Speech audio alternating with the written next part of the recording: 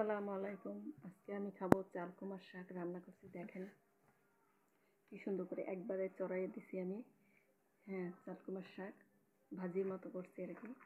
আমি এখন ভাত খাবো চাল কুমার শাক দিয়ে। আর নিছি বোম্বাই মরিচ, এই দেখেন বোম্বাই মরিচ, এটা দিয়ে আজকে খাবো। আল্লাহ খাওয়াইলে।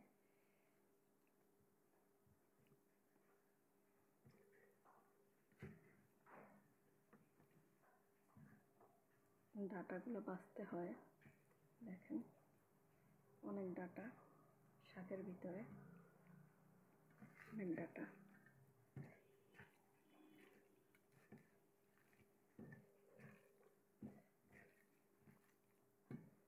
দেখেন, বিসমিল্লাহ রহমান রহিম।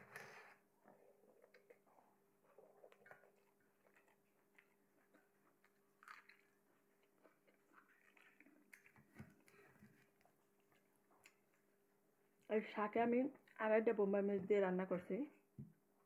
আর দেখেন মরিচটা পাকা, ওদের মনে করবেন যে অনেক ঝাল না, মরিচগুলো একটু ঝাল না।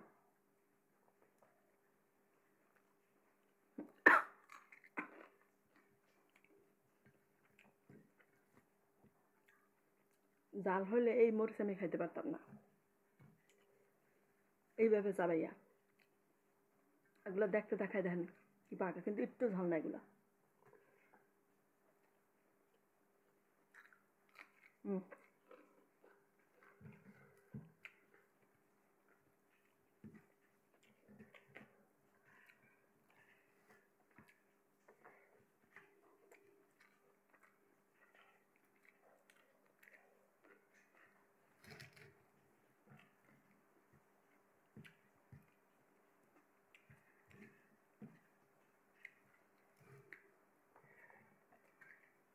হুম, হুম, হুম।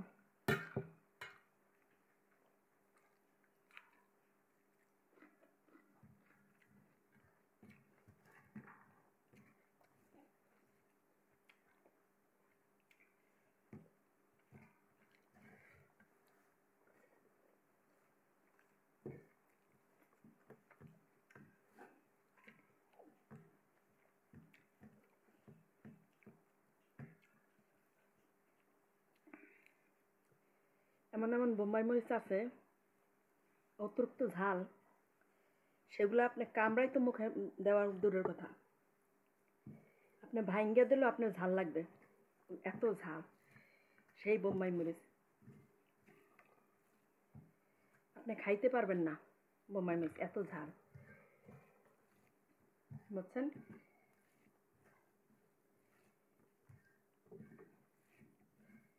সেগুলো এত ঝাল, সেই মরিচ আপনার মুখে দিতে পারবেন না একটু।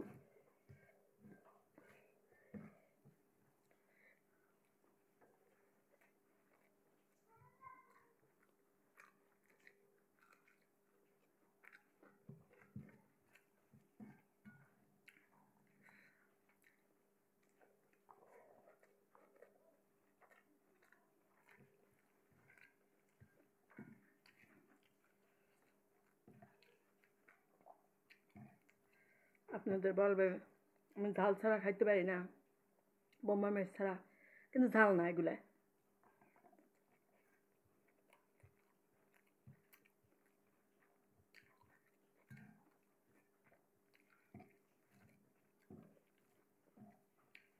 আছে এমন এমন মরিচ অনেক ঝাল, আপনার মুখে দিতে পারবেন না অল্প একটু।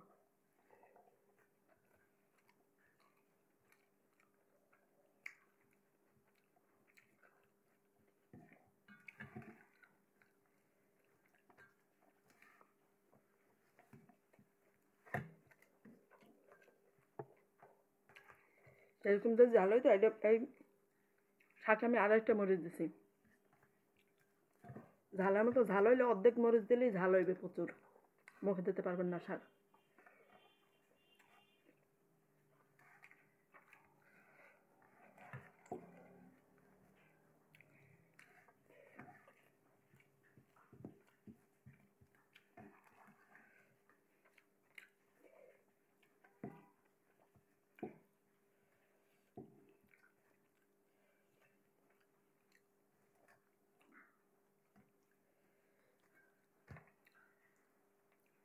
যারা যারা ভাত খেতে পারেন না, মুখে রুচি নেই, বেশি বেশি করে শাক খাবেন।